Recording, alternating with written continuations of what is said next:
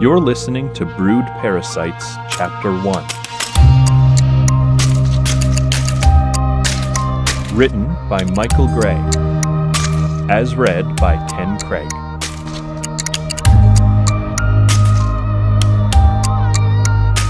An Anatomy of Dunholm. From above, the city bubbles from the water in uneven islets. Not a single pace of land is unused. Even its slab-sided shorelines grow many-storied buildings like fungus clinging to a fallen log, sprouting at the necessary inclines before angling to the vertical, growing upwards over the water in buildings lower on the slope. The islands reach to one another, fingering out across the channels with wharfs and gangling piers, leapfrogging the spans on striding bridges of wrought iron. Where land was not artificially made, the channels are clogged with boats. Tiny things, puttering with their hand-fed engines, giving way to the immense whalers tugging in fresh off the eastern, foghorns blaring their supremacy. There is no apparent rhyme nor reason to its makeup. There is water, and there is the land. One feeds the other. Dunholm is a city of docks, down by the water and up in the air. The tower pins Dunholm through its center, extending industry skywards, with ships, made lighter than air, riding the continental trade winds, probing for a berth along its length. From the airship's vantage, one islet would look much like another, some with smaller buildings, some cleaner but by no measure worth noting. That night, fog clung to the earth. If one of the airship captains were inclined to look down, it would appear as if the water had risen, swallowing half the land until only the taller islands poked through, floating on a silvery cloud, too clean to be the vast even-flow channel which cut the city in two. The fog was high enough, it almost hid one particular islet completely. Squatter than most, dirtier than some, this island crowded with the sort of spacious buildings which waited for the ocean-going vessels arriving from the colonies and the wide, open wharfs they demanded. Jonathan Rathchild waited on that island, long after the last worker had finished. He stood in the lee of one of the massive warehouses, and tried very hard not to think of food. He had not filled his stomach since that morning, and the fog made him think of one thing. Pea soup. His gut rumbled. "Can't you keep quiet? You bring the fucking watch down on us," said Clark in a half-hiss. Rathchild said nothing. Clark wasn't worried about anyone hearing them. He was just worried. The Batavian should have been there 3 hours before. Late enough to take advantage of the darkness, early enough to lose themselves in the bustle of Dunholm's streets. And, while they still had darkness, the streets had long since begun to empty. A draft cart among a dozen is nothing special. A lone draft cart, sweating its way up the steep inclines from the waterfronts at midnight, attracts notice. "Where the fuck is he?" said Clark.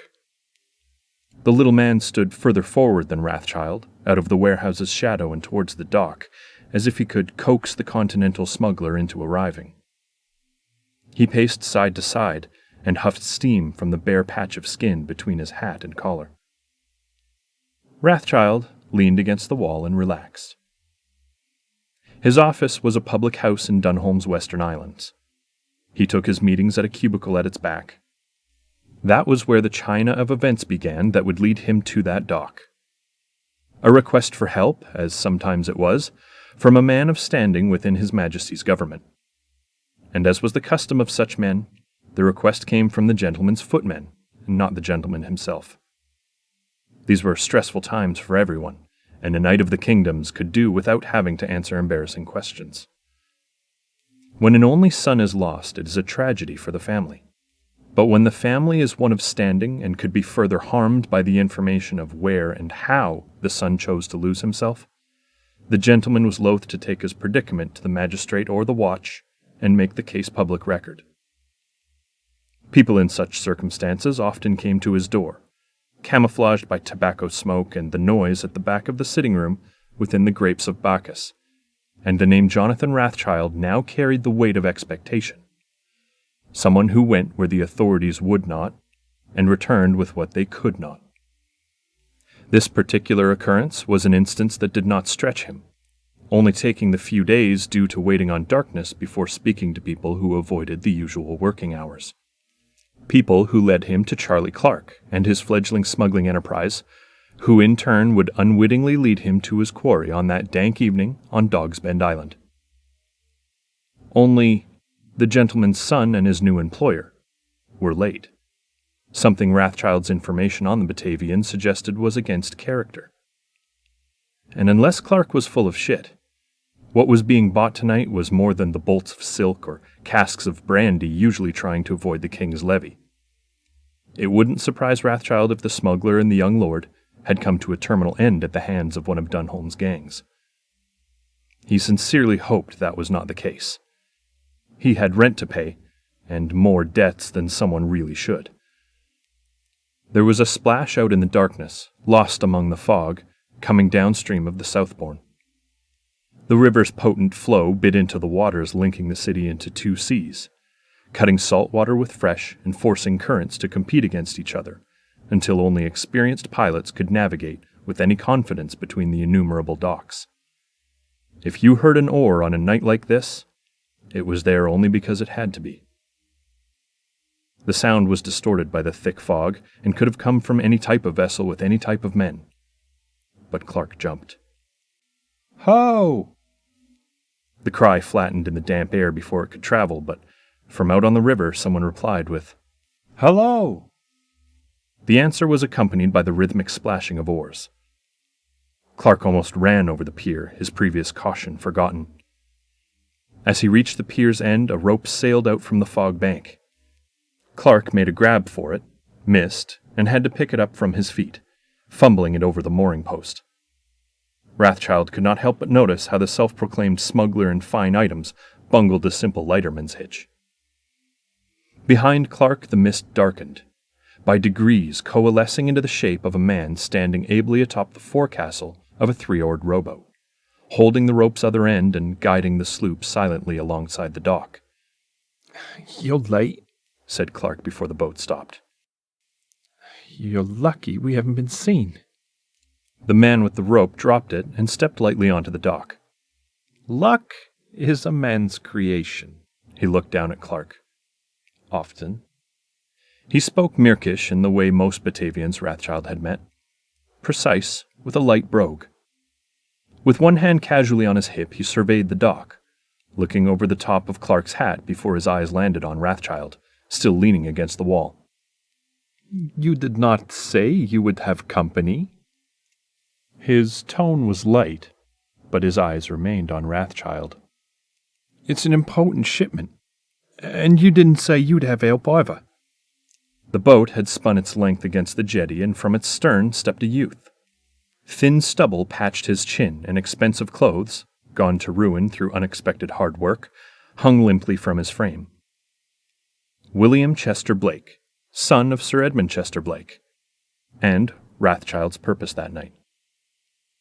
The boy leant on a post as he moored the boat, uncertain on his feet after spending time on the water, but Rathchild had only a moment to inspect his prey before his attention was drawn to a third figure still on the boat, sitting at the mid-oar column.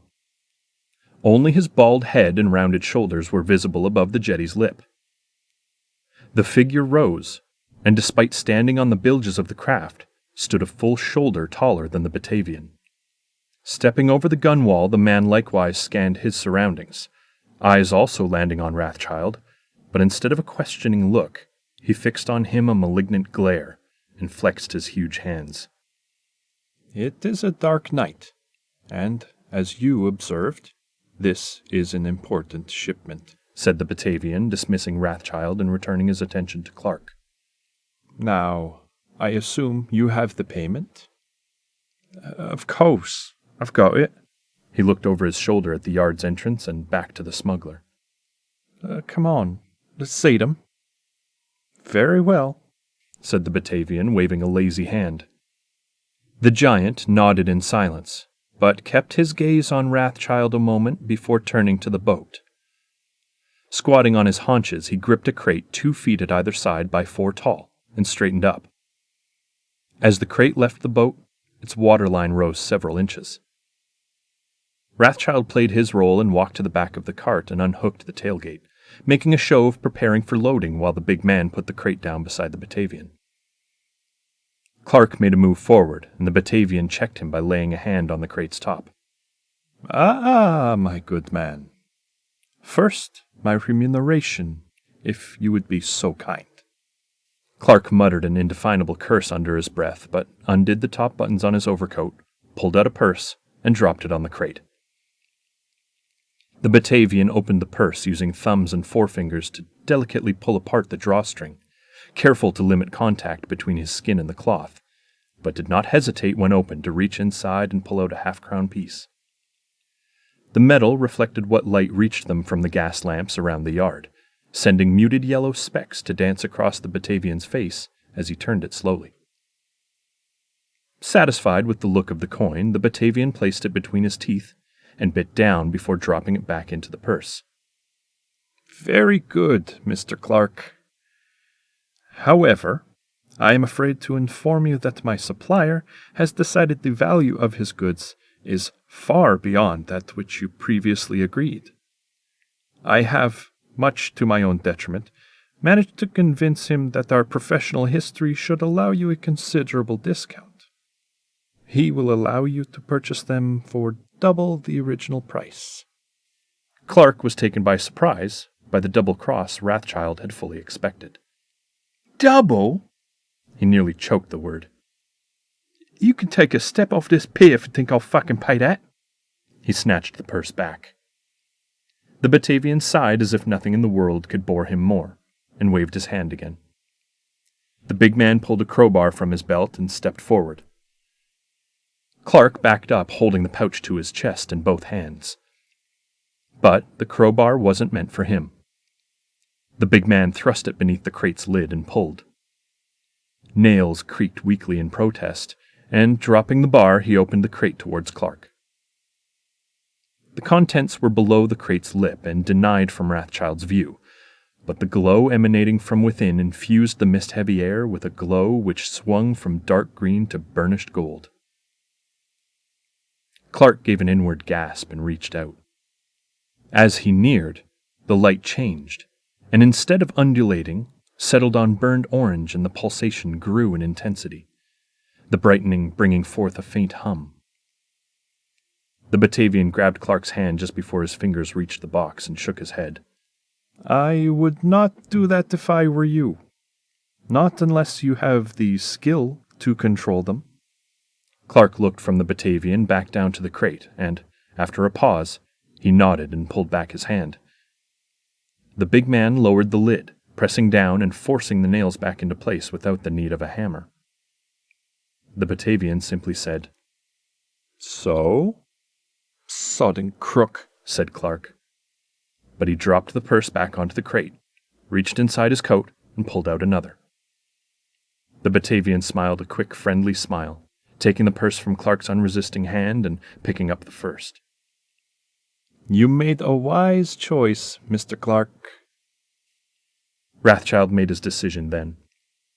He'd been waiting for an opportunity for the Blake boy to give any hint he was there under duress, and an opportunity to snatch and carry the boy away as a rescuer with a grateful subject.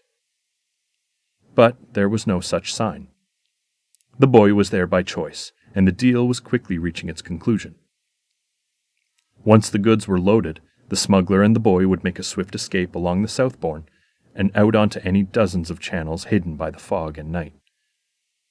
He waited until the large man picked up the crate and held it to the open wagon. He stepped past Clark and the Batavian to stand before the boy. "Master William Blake." The Batavian turned in mild interest, and the big man stopped in the process of loading. The confrontation had taken the boy off guard, and he took an involuntary step back, but nodded his head. "I'm here on behalf of Sir Edmund Blake. I'm taking you home, lad." The Batavian turned back to Clark. "What is this?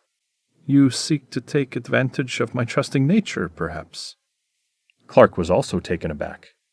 His agitation showed as he hopped from one foot to another. Albert, what are you talking about? Wrathchild ignored the pseudonym. You people can keep your shipment and your money. I'm here for the boy, nothing else. He kept his eyes on Blake, who did not know whether to run or stay. The Batavian sighed. I think not, Mr. Albert. I have come to enjoy Master Blake's company, and he still has a debt to work off to me. And unfortunately, you have seen my face. Hugo. He gestured to the large man and stepped aside. A man less experienced in violence would have shouted and charged. The big man just dropped the crate and turned in Wrathchild's direction. The crate hit the cobblestone's corner first, briefly bending its shape as gravity forced the wood against itself before splitting at the joints. At the first crack, a visible wave of energy pulsed in all directions, a tide of force made visible as the air bent at its leading edge. It met Clark, and the smuggler was thrown from his feet to land heavily on his behind. It reached the wagon, which skidded on the damp cobbles. And it met Hugo, who just strode on, oblivious to the force which flowed over him and panicked the horse tethered to the wagon. Wrathchild ignored the Mini Nova, and it spent its strength before it reached him. Instead, his attention was firmly on the advancing form of Hugo. The man was huge, easily over halfway between 6 and 7 foot, and the way he ignored the energy which forced a several 100-pound wagon to grind against its axle suggested a weight which owed more to muscle than fat. Wrathchild interposed himself between Blake and Hugo. He didn't think the boy would try to help him fight, but it would not do to risk his payday. I don't have a quarrel with you, friend. Let me by, and I won't hurt you. If Hugo understood or even heard, he gave no indication. He passed a hand cart and reached out, gripping and twisting the long yoke in one motion. The wood splintered without resistance, and he suddenly had a 4-foot club. The inches-thick pole broke too easily for simple muscle and sinew, and Wrathchild recognized something more than was visible was at work in the big man, but he had come prepared. Hugo, this is your last warning. Hugo did not stop, and when he was 4 feet away, he planted 1 foot forward and raised the club high above Wrathchild's head. I warned you, said Wrathchild to himself. He stepped forward, placing himself in Hugo's swinging arc, and the large man widened his eyes in surprise. Before Hugo could take advantage, Wrathchild raised both hands. He pushed his right onto Hugo's chest, pressing against the thin fabric of the man's shirt, expelling the musk of sweat and sea salt from the short sleeves. The second brushed the handle of the knife strapped to his ribs, but kept going to his own chest. Through his shirt he felt for the carved bone charm, found the outline, and gripped. The circuit complete. He closed his eyes and concentrated. This was the part he didn't like. With reluctance, Wrathchild said the word he had been taught, and the breath was sucked from his mouth. Incandescence flared underneath his right hand, and a tiny ball of light sparked into life. Its growth pushed against Hugo's chest, and its rapid expansion forced the large man back, throwing him vertically and crushing his rib cage with the sudden force. Wrathchild's feet remained motionless on the cobbles. The abrupt expanse of matter threw out a wave of sound as the air made way for the space it had been violently expelled from. But apart from the whoosh of passing wind, there was no noise until Hugo's limp body landed on the stones 7 feet away. Wrathchild opened his eyes and looked behind, and gave a silent prayer of thanks to see the boy was rooted to the spot, breathing hard at the unexpected violence and staring at Hugo's still body. Using faith drained Wrathchild in a way only hard sleep could replenish, and he did not relish the idea of chasing the younger man through Dunholm's nighttime streets. He turned back to the final 2 potential hurdles to their escape. Clark was still on the floor. He had scrambled to the crate and was hugging it as a child may hold a large toy, using the wood as cover for any further violence. But the Batavian was nowhere to be seen. The mooring ropes hung limp against their posts, severed cleanly. The boat was gone. No matter. He had what he came for. May God help Clark if the gangs find out whatever it was that was worth that much money. He turned to Blake. Come on. Blake, still staring at Hugo, blinked at his name and looked at Wrathchild. When he spoke, he managed some measure of defiance. I'm not going back to my father. Wrathchild did not have the energy to even raise a sigh. Don't make me say it again. The boy held his composure for a moment longer before his shoulders slumped. He stepped slowly towards the yard gate and Wrathchild fell in behind. They passed Clark. The smuggler edged around the crate in small, terrified movements, trying to keep the wooden box between him and Wrathchild. The fear in the man's eyes evoked a small sense of pity. What Clark had done was illegal, a certain hanging if the watch caught him. But Wrathchild recognized a timid man trying to better himself in an unjust world. An attempt he just ruined. I'd find a buyer for whatever those are. And quick, if I were you. The gangs don't like it when someone steps in on their business, he said. Clark just stared at Wrathchild as if seeing him for the first time, his small eyes following the pair as they walked through the dark dockyard. When they were nearly at the gate, Blake stopped.